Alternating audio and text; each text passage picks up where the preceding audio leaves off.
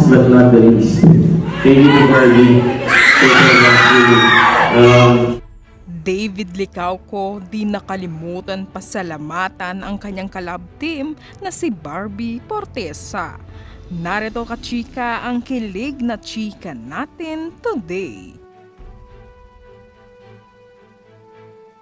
Pinarangalan bilang Best Primetime Drama Series Actor si David Licauco ng 10th Platinum Stellation National Media Awards 2025.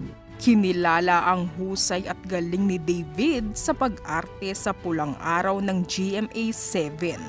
Talagang lalong gumagaling si David ngayon sa pag-arte dahil sa mga ginagampanan nitong iba't ibang pagganap at lalong lumalabas ang pagiging mahusay niyang aktor sa mga nakakasama niyang bigatin na mga artista. At mula nang makaparehan niya ang napakagaling na aktres na si Barbie Fortesa. Kaya kagabi ay sobrang nagulat sa siya si David sa nakuhang parangal. Isang karangalan sa kanya na ma-award siya na isa sa mga magaling na aktor. Maraming pinasalamatan si David sa kanyang pagkapanalo at isa na nga ang kanyang collab team o crush na si Barbie Fortesa ang hindi niya nalimutan na pasalamatan. Talagang na-appreciate ni David si Barbie na isa si Barbie Fortesa raw ang naging inspirasyon niya upang maging isang magaling na aktor. Yun lang siguro na sabihin na yung mga nakalimutan. Ayan. O nga pala.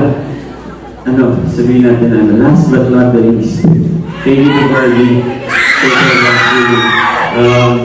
She inspired me to become a better actor. That's true. And, sino ba? Sa lahat ng kasama ko sa pulang araw, Magkasama muli sina Barbie Fortesa at David Licauco ngayong araw. May shoot na ginawa ang barda. Mukhang may aabangan at pasabog na kilig sa kanilang dalawa. Yan mga kachika, happy na si David na kasama niya muli si Barbie na hindi na niya mamimiss pa.